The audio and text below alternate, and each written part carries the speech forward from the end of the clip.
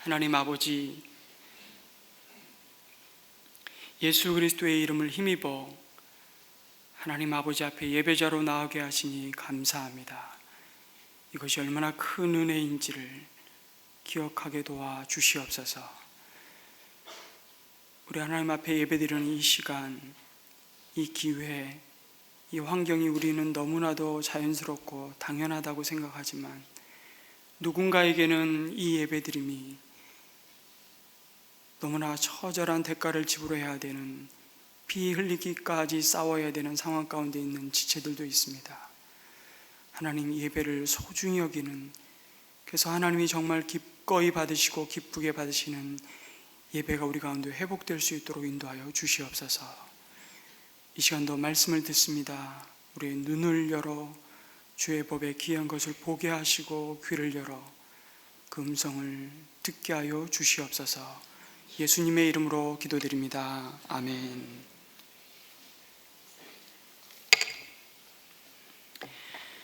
여러분, 레위기의 주제는 거룩이라고 말씀드릴 수 있습니다. 성경의 다른 어떤 책보다도 레위기는 거룩하다라는 말을 많이 사용해서 이 말씀을 주신 목적을 드러내십니다. 대표적으로 레위기 20장 26절에서 하나님은 이렇게 말씀하십니다. 한번 PPT를 띄워주실까요? 나 주가 거룩하니 너희도 나에게 거룩한 사람이 되어야 한다.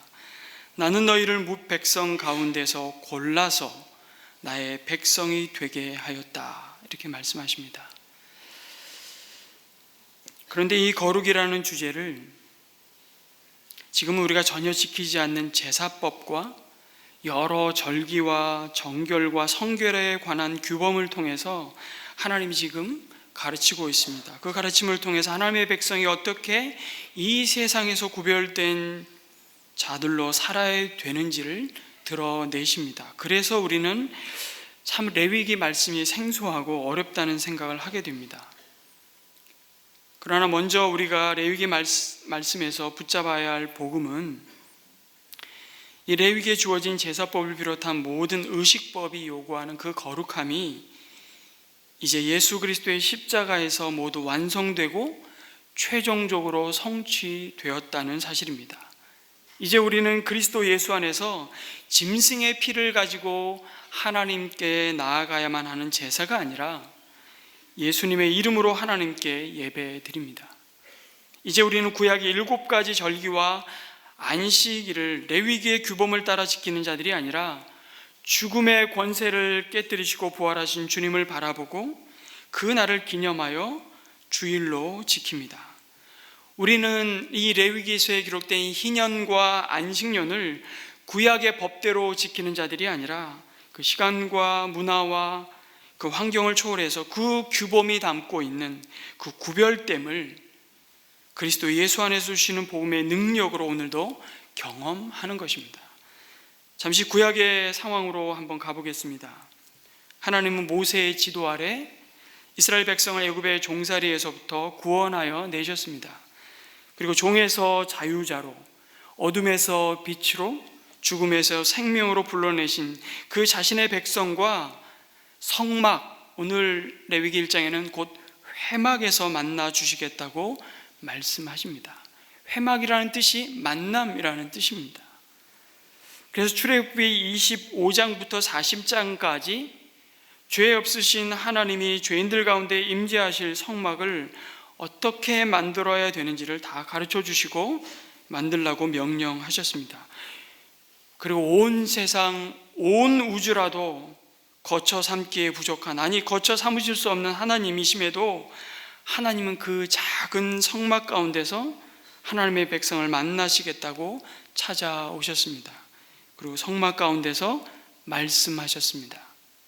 그 성막 가운데 임재하셔서 자신의 백성이 드리는 제사를 예배로 받으셨습니다. 그러기 위해서 선결되어야 할 조건이 하나 있는데 바로 그들의 거룩이었습니다. 그래서 죄와 함께할 수 없으신 하나님이 성막 가운데 임재하셔서 그들의 죄를 사하시며 하나님 앞에 예배자로 나올 수 있는 그 은혜의 길을 여셨던 것입니다. 그것이 바로 오늘 우리가 읽은 성막 가운데 드려진 제사였습니다.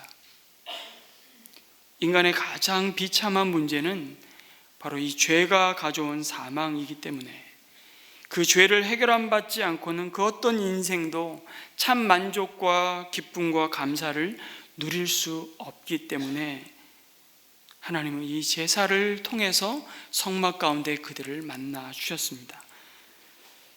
그가 아무리 돈이 많아도, 그들이 아무리 건강해도, 그가 아무리 인기와 존경을 한 몸에 누리고 있는 스타라 할지라도 죄로 말미암아 하나님이 그와 함께할 수 없는 자라면 그는 불행한 자입니다.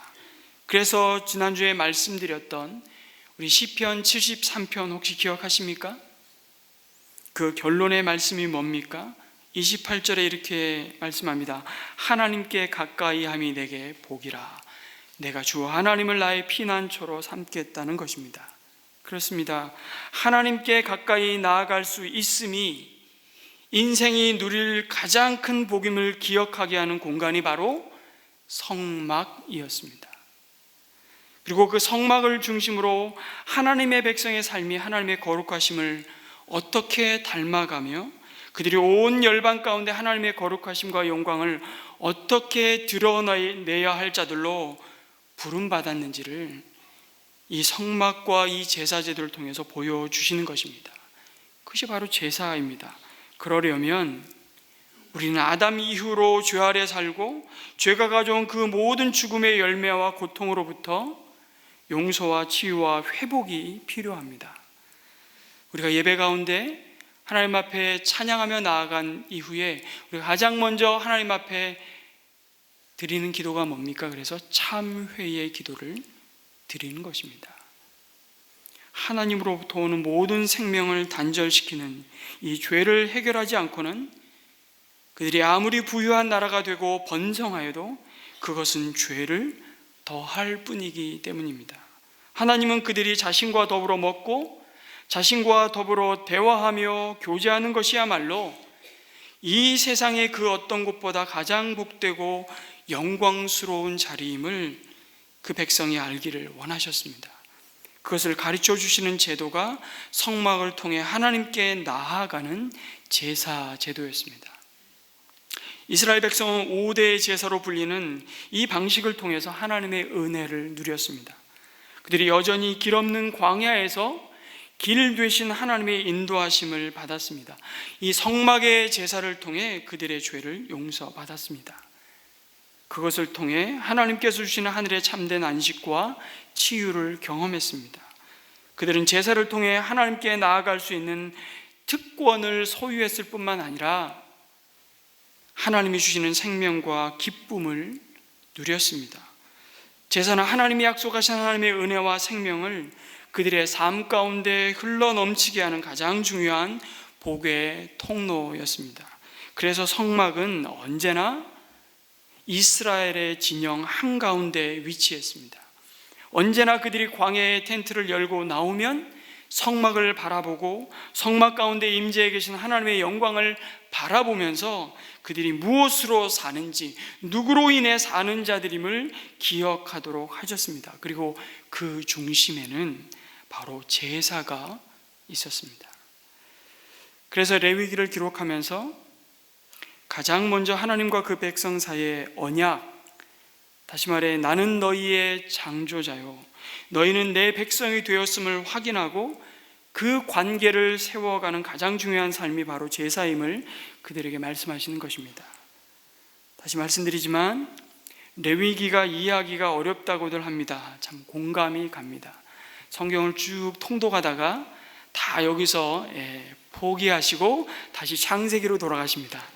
그래서 위로를 받으시고 다시 레위기에 와서 시험을 받으시고 다시 창세기로 돌아가시고 이 사이클을 언제 한번 벗어나나.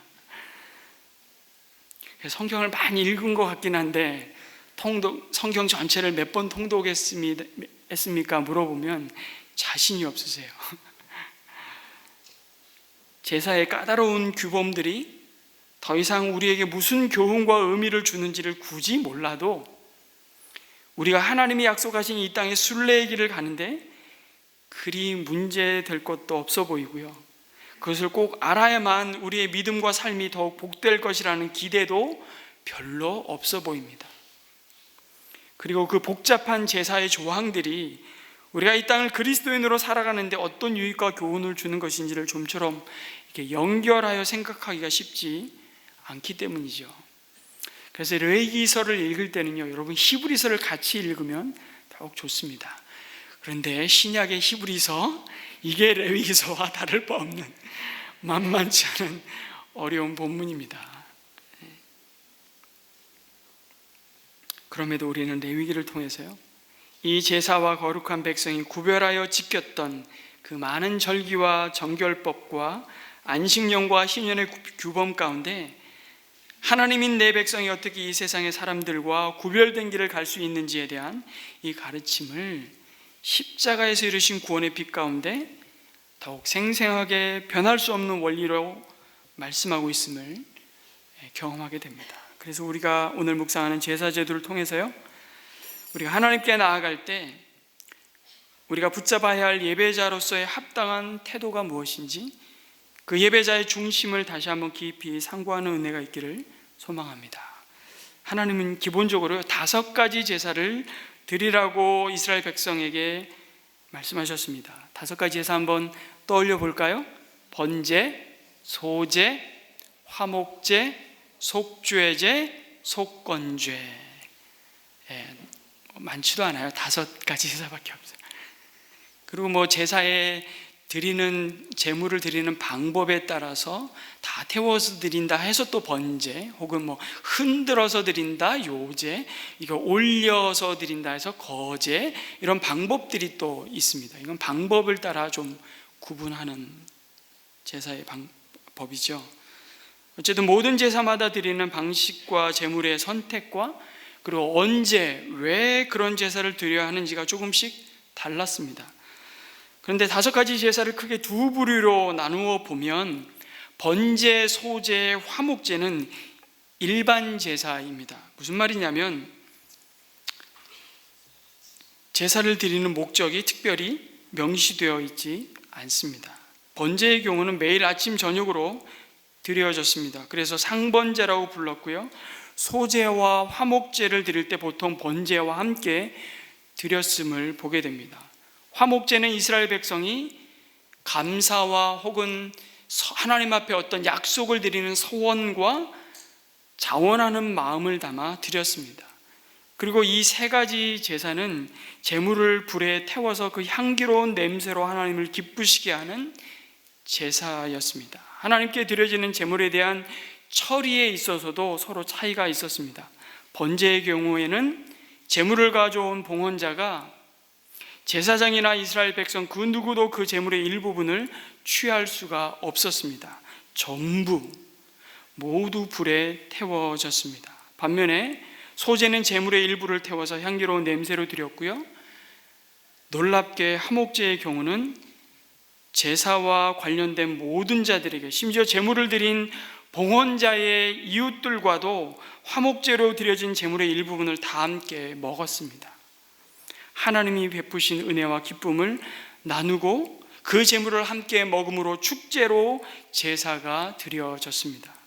그런가 하면 특수제사, 속죄제와 속건제는 특수제사라고 할 수 있습니다. 그것은 반드시 하나님의 용서를 받아야 할 특정한 죄에 대한 언급과 함께 그 제사가 요구되었습니다. 그리고 그에 합당한 제물과 제사를 드려야만 그 백성 가운데 하나님의 공의와 평강과 희락이 회복되어지는 은혜가 부어질 수 있음을 가르쳤습니다. 그런데 왜 제사함의 제사가 2종류가 필요한가라는 질문을 던질 수 있습니다.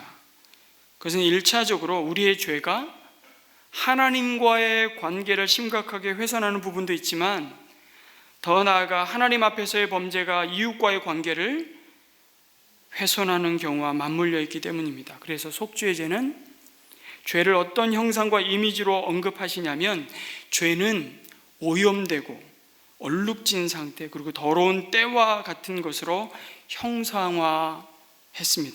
그래서 속죄제는 그 더러워진 때와 오염된 것을 깨끗이 씻는 제사로서 하나님께 죄사함의 은혜를 구하는 것이었습니다. 그런데 속건죄에서는요, 죄를 우리가 진 빚으로, 누구의 빚졌다 할 때 그 빚으로 형상화를 했고요, 그것은 반드시 값을 치르고 갚아야만 하는 의무가 있음을 가르치면서 속건제를 통해서 그 빚을 반드시 배상하고 청산해야 함을 요구하셨습니다. 그래서 속건제를 배상제라고 부르는 것이 더 이해하기가 쉽습니다. 대신 갚아주시는 속죄의 제사라고 할 수 있습니다. 여러분, 속건제의 건자가 무슨 뜻인지 아십니까? 한자잖아요. 한자. 속할 속자의 허물건자입니다. 허물건자. 무슨 의미입니까? 죄의 허물을 사함받기 위해서 빚을 정리하고 청산하는 것이야말로 그 죄로 말미암아 눌린 억압으로부터 우리를 자유케 한다는 사실을 말씀해 주시는 것입니다. 이런 5대 제사 가운데 오늘 우리가 읽은 번제는 모든 제사의 가장 기본이 되는 제사라고 말할 수 있습니다. 그래서 번제를 통해 그리스도 예수 안에서 우리가 누리는 이 예배의 영광과 특권이 무엇이고, 예배자로 서 있는 우리가 어떤 중심을 가지고 하나님 앞에 나가야 할지를 깨닫게 하십니다. 여러분, 번제는 바쳐진 모든 제물의 가죽을 빼고 아까 말씀드린 모든 부분을 남김없이 태워서 드리는 제사였습니다. 번제를 히브리어로 올라라고 부르는데요, 그 뜻은 무슨 뜻일까요? 올라가다라는 뜻입니다. 놀라운 발견입니다. 절대 잊을 수가 없습니다. 번제를 히브리어로 뭐라 그런다고요? 올라. 뜻은 올라간다. 모든 제물을 태워 향기로운 냄새로 올려드리는 제사인 것입니다. 그래서 번제가 가리키는 것은 예수 그리스도의 십자가의 대속과 온전한 헌신을 보여주는 것이었습니다. 자신의 전부를 아낌없이 하나님께 대속의 제물로 드렸던 주님을 바라보게 하는 것입니다. 그리고 하나님께 나오는 자가 온전한 헌신을, 그 헌신의 의미를 담아 예배에 드릴 것에 대한 모형으로서의 제사가 바로 번제였던 것입니다. 모형, 그 실체는 뭐죠? 그림자, 그 실제는 뭡니까? 예수 그리스도의 십자가입니다. 번제뿐만 아니라 5가지 모든 제사를 예수님은 십자가에서 단번에 최종적으로 그리고 영원히 다 성취하셨습니다. 그래서 우리가 더 이상 짐승의 피를 가지고 하나님 앞에 나오는 것이 아닌 것이죠. 그 은혜를 누리는 것입니다. 그러면서 하나님은 제사를 드리기 위해 제물을 가지고 하나님께 나오는 자기 백성을 향해 이렇게 말씀하십니다. 나 주가 그것을 기꺼이 받게 하여라. 뭐라고요? 나 주가 그것을 기꺼이 받게 하여라. 반대로 생각해 보면 제물을 가지고 제사로 나아가지만 기꺼이 또 기쁘게 하나님이 받으실 수 없는 제사가 있다는 것입니다. 뿐만 아니라 그 제사가 하나님이 받으시기에 오히려 역겹다고까지 하나님은 말씀하십니다. 나는 너희들의 제사를 원치 않는다고까지 엄중한 경고를 하십니다. 왜 그렇습니까? 그들이 드리는 제사가 형식만 있고 외적인 규범만 지키면 그들의 의무를 다했다고 생각했기 때문입니다. 그들의 제사에 아주 중요한 요소가 빠져 있었습니다. 그것이 뭡니까? 바로 제사를 허락하신 하나님의 목적과 중심을 잃어버린 것입니다. 제사를 받으시는 하나님의 뜻을 따라 사는 삶의 순종은 사라진 채 제사만 드리면 땡이었습니다. 그것은 바로 하나님과의 관계를 소중히 여기는 마음은 없고 주고받는 거래 관계처럼 제사가 타락하였기 때문입니다. 기계적인 제사로 변질되었기 때문입니다.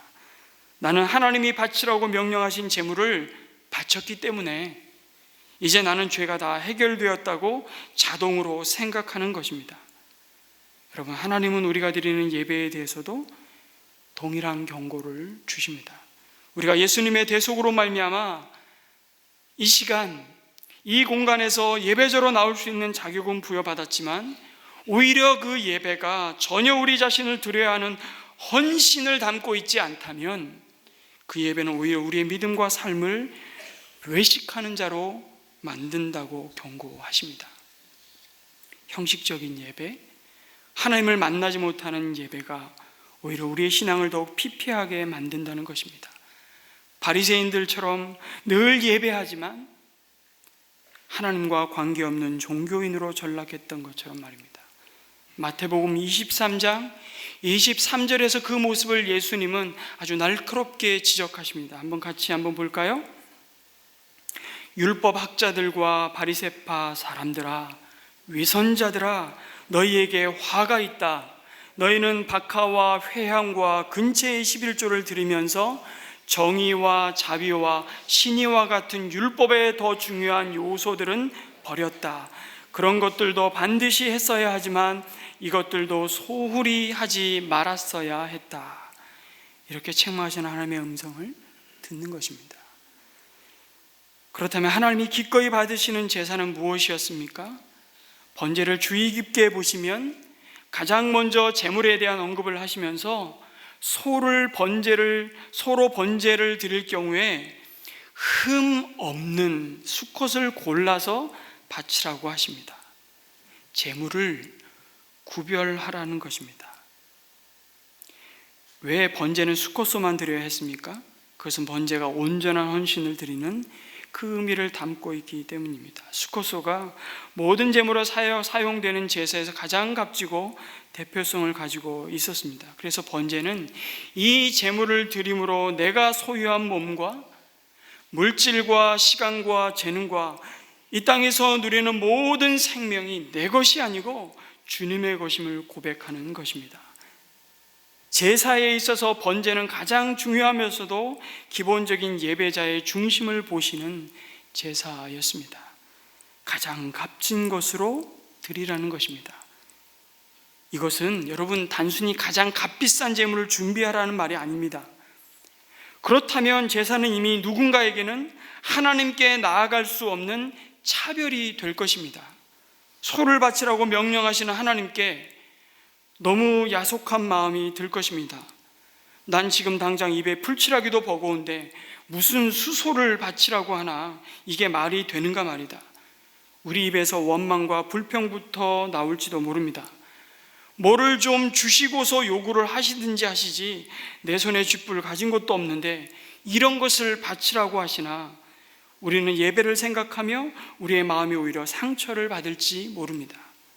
그런데 하나님은 제물을 가지고 나오는 제사자에게 나에게 드릴 제물에 대한 구별을 하셨지 차별을 하신 것이 아닙니다. 가난한 자들도 자신을 헌신하여 드릴 수 있는 번제의 제물을 그들의 형편에 맞춰 드릴 수 있게 하셨습니다. 작게는 날짐승인 집비둘기와 산비둘기를 받으시겠다고 말씀하십니다. 예루살렘 성전에 나와 헌금을 드린 과부의 그 두 렙돈을 바라보시면서 예수님은 그래서 누구보다 가장 큰 예물을 드렸다고 말씀하시는 주님이십니다. 하나님은 예배자의 중심을 보시는 것입니다. 이미 내 재물도 내 것이 아니라는 것입니다.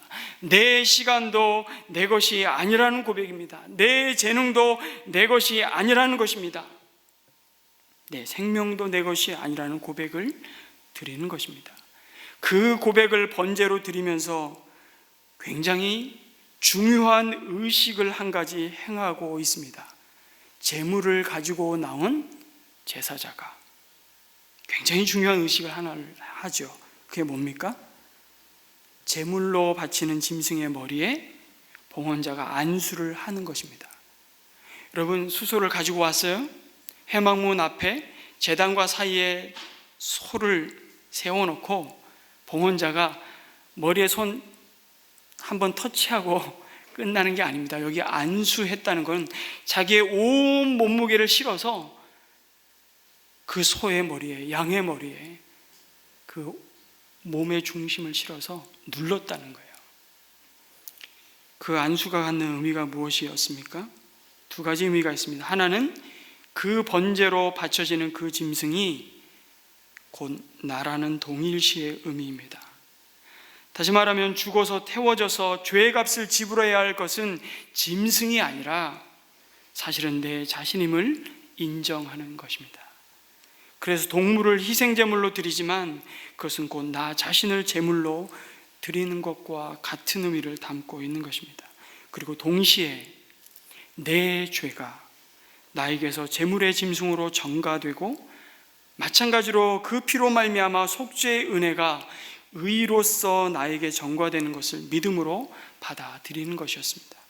결국 이 모든 것이 예수님이 십자가에서 이루신 대속의 은혜인 것입니다. 이 사실을 고린도후서 5장 21절은 이렇게 증거합니다. 우리 같이 한번 읽겠습니다. 시작. 하나님께서는 죄를 모르시는 분에게 우리 대신으로 죄를 씌우셨습니다. 그것은 우리가 그리스도 안에서 하나님의 의가 되게 하시려는 것입니다. 또한 베드로전서 2장 24절 25절에서도 말씀하십니다. 제가 읽겠습니다. 그는 우리 죄를 그의 몸에 몸소 지시고 나무에 달리셨습니다. 그것은 우리가 죄에는 죽고 의에는 살게 하시려는 것입니다. 그가 매를 맞아 상함으로 여러분이 나음을 얻었습니다. 전에는 여러분이 잃은 양과 같았으나 이제는 여러분의 영혼이 목자이시며 감독이신 그에게로 돌아왔습니다. 그래서 우리는 예배를 통해서 여러분 뭘 확인하는 것입니까? 로마서 14장 7절 8절의 말씀을 확인하는 거예요. 제가 읽겠습니다. 우리 중에 누구든지 자기를 위하여 사는 자가 없고 자기를 위하여 죽는 자도 없도다. 우리가 살아도 주를 위하여 살고 죽어도 주를 위하여 죽나니 그러므로 사나 죽으나 우리가 주의 것이로다. 아멘. 이 사실을 확인하는 것이 바로 예배, 제사인 것입니다. 내 생명이 내 것이 아니라는 사실을 인정하지 않고는 예배드림이 불가능하다는 것입니다. 죄와 허물로 죽었던 우리를 그리스도 예수 안에서 살리셨기 때문입니다. 한번 이런 예화를 말씀드린 적이 있는 것 같습니다. 영국의 유명한 설교가인 마틴 로이드 존스 목사님의 책에 이런 이야기가 있습니다. 아시는 분은 미리 웃지 마세요. 영국의 어떤 농부가 소를 기르는데 그 소가 새끼를 2마리 낳았습니다.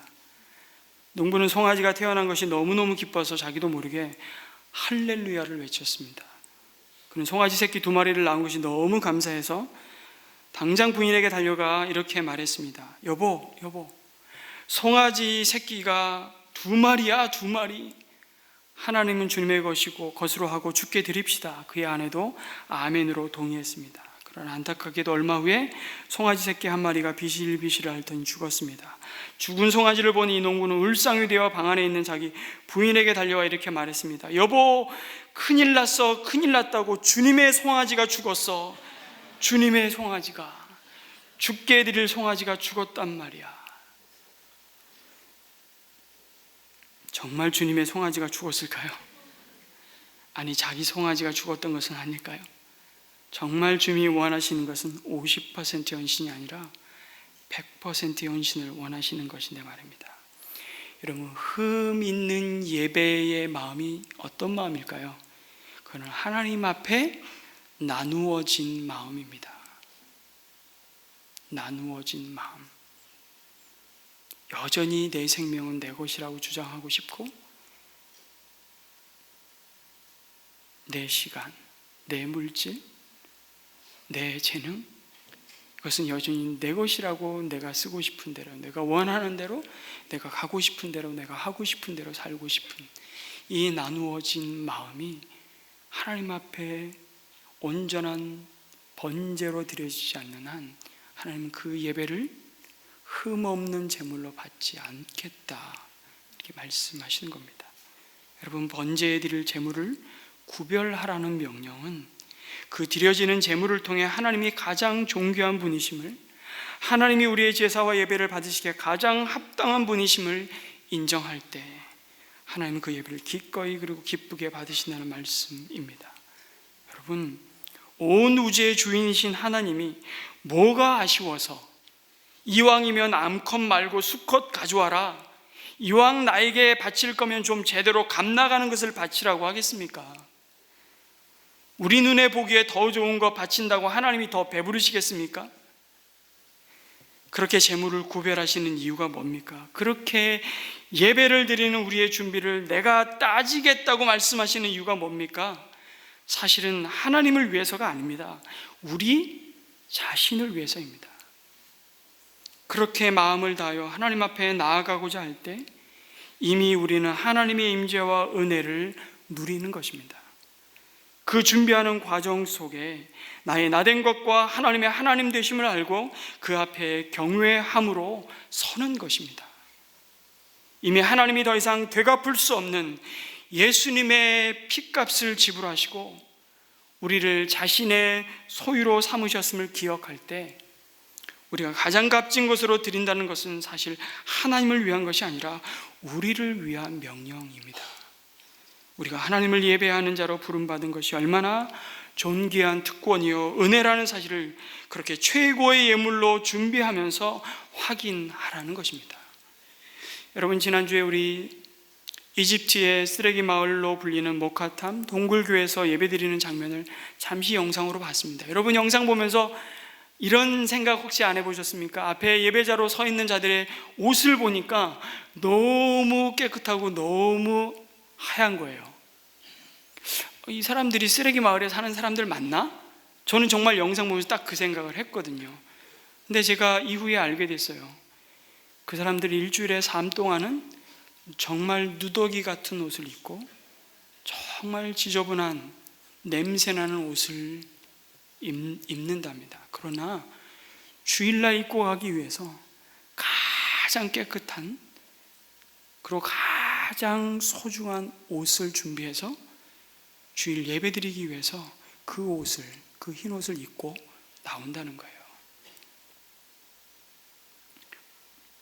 이 콥틱 기독교인들의 모습, 너무나 깨끗한 그 흰 옷을 입고 드리는 모습, 여러분, 깨끗한 옷을 입었다는 것이 중요한 것이 아니라 그들의 마음, 하나님 앞에 준비된 마음과 예배자로 자신을 받으시는 그 하나님 앞에서의 예배자의 마음이 무엇인지를 보여주는 것이 우리에게 큰 도전입니다. 그만큼 예배를 소중히 여기는 마음입니다.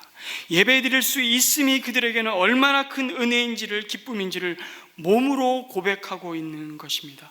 1300여 년 동안 이슬람의 모진 핍박을 견디며 지켜온 그 신앙의 유산이 바로 이 예배에 있음을 그들은 보여주고 있는 것입니다. 그래서 하나님이 기꺼이 받으시는 예배는 나 자신을 예배의 제물로 드리는 것입니다. 당신이 바로 예배자이십니다. 예배는 누가 대신 드려주는 것이 아닙니다. 당신은 예배의 구경꾼이 아닙니다. 단순히 예배를 소비하는 자가 아닙니다. 당신이 제물을 준비하고 당신이 제물을 잡고 당신이 친히 안수하고 당신이 제물의 모든 부위를 각을 뜨고, 각을 뜬다는 것은 부위별로 파트를 다 나눈다는 것이죠. 바로 당신이 모든 내장의 더러움을 씻어내고 당신이 제물에 목을 치고 피를 내야만 했습니다. 이것이 무엇을 말하는 것입니까? 당신이 바로 제사의 구경꾼이 아니라 참여자요 예배자라는 사실입니다. 전부 다 저를 보시기 때문에 어떻게 설교하나 다 지켜보고 계십니다. 설교를 하나님의 말씀으로 받으시기 바랍니다. 하나님은 그 예배를 그렇게 예배자로 부르셔서 우리 가운데 말씀하십니다. 우리 자신을 하나님이 받으시겠다는 것입니다. 제사는 단순히 죄에 대한 형벌을 면제받고 죄사함 받기 위해서 제사를 드리는 것이 아니었기 때문입니다. 진정한 속죄는 단순히 죄에 대한 형벌의 면제를 받는 것이 아니라 하나님과의 관계 회복의 은혜를 누리는 것이기 때문입니다. 그러기에 제물을 가져온 사람이 사실 제사의 모든 것을 직접 행하는 것입니다. 그 제사를 통해 내 죄가 얼마나 참혹한 것인지를 보게 하시고 느끼게 하시고, 그럼에도 나를 용납하시고 용서하시는 하나님의 자비와 은혜가 얼마나 크신지를 몸으로 뼛속 깊이 알게 하시는 것입니다. 이제 우리가 예수 그리스도의 보혈을 힘입고 예배자로 하나님께 나아갈 때마다 경험하는 사건이 동일하다는 것입니다. 내가 참회의 기도를 올려드리고 내 입술로 찬양을 부르며 내 귀를 열어서 하나님의 말씀을 듣는 것입니다. 내 손으로 예물을 드리고 나의 삶을 주님이 받으시는 산제물로 드리기를 결단하는 것입니다. 그러기 위해서 우리는 예배를 대하는 우리의 자세를 한 번쯤 진지하게 고민해 봐야 합니다. 여러분, 찬송 부르실 때 립싱크 하지 마시기 바랍니다. 우리를 대표해서 기도하시는 분의 기도를 우리가 함께 올려드리는 것이기에 그럴 때 그 기도가 나의 기도임을 고백하는 마음으로 함께 아멘 하는 것입니다. 은혜샘물교회 약한 부분이 이 부분인 것 같아요. 동의가 되시면 옆에 사람 눈치 보지 마시고 아멘 하시기 바랍니다. 여러분, 한 사람 한 사람이 주님 앞에 예배자로 서 있음을 기억하시기 바랍니다. 함께 참회의 기도를 드릴 때 여러분, 가급적이면 소리내서 기도하시기 바랍니다. 내 목소리가 내 귀에 들리도록, 그래서 옆 사람이 너무 의식이 되면 반주를 좀 크게 해주시되 소리를 내서 기도하십시오. 침묵의 기도는 자칫 기도는 안 되고 침묵만 될 때가 정말 많습니다. 아니, 그런 형식이 뭐가 중요합니까? 중요한 것은 중심이라면서요. 네, 맞습니다. 그런데 그 중심이 형식을 깡그리 무시하라는 말이 아닙니다. 오히려 주님을 사랑하는 마음과 주님만이 우리의 예배의 대상이심을 드러내는 정말 우리에게 주신 바르고 좋은 예배 형식을 우리에게 허락하셨다면 그것을 잘 준비하고 거기에 우리의 마음과 중심을 담아내기 위해 그것을 소중하게 여기는 것도 얼마나 중요한 예배의 태도인지 모릅니다. 그래서 우리가 예배 시간과 순서를 정하고 지키는 것이 예배 받으시는 하나님을 향한 우리의 중심을 잃지 않기 위한 중요한 태도임을 봅니다. 그런 점에서 하나님과 약속한 예배 시간에 어쩌다가 늦으시는 것이 아니라 늘 습관적으로 늦게 오시는 분들은 예배의 소중함을 여러분 점검하셔야 합니다. 설교자의 잔소리로 제발 듣지 말아 주시기를 부탁드립니다. 보통 예배 자리에 앉으시는 모습을 보면 앞에서부터 채워지는 것이 아니라 뒤에서부터 채워집니다. 저는 앞에서부터 채워지기를 소망합니다. 하나님을 가까이 함이 마음의 문제만이 아니라 우리가 드리는 이 예배 자리 가운데 몸으로 고백되기를 기대합니다. 어떤 교회를 가니까요, 맨 앞자리에서부터 다 이렇게 채워지고요, 예배 마치고 나갈 때는 어디서부터 나간다고요? 뒤가 아니라 먼저 온 앞에 있는 분들이 먼저 다 퇴장하고 앞에 나가시는 분들을 따라서 그 뒷분이 나가시더라고요. 그런 교회가 있다는 얘기를 들었습니다. 저는 되게 합리적인 걸 떠나서 예배를 제대로 가르쳤구나 이런 생각이 문득 들었습니다. 우리는 나가기 바빠요. 왜 안 끝나는 거야? 지금 11시 12분 15분에 설교 마쳐야 되는데 여기 써 있어요. 여기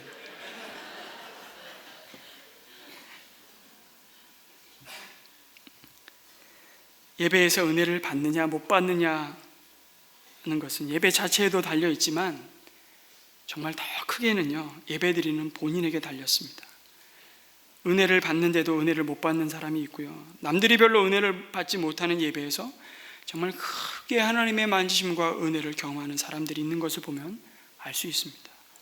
예배에서 은혜를 받으려면 그래서 예배를 구경꾼처럼 소비하는 자가 아니라 적극적으로 예배를 드려야 합니다. 그러려면 여러분 일찍 도착해서 예배를 준비하십시오.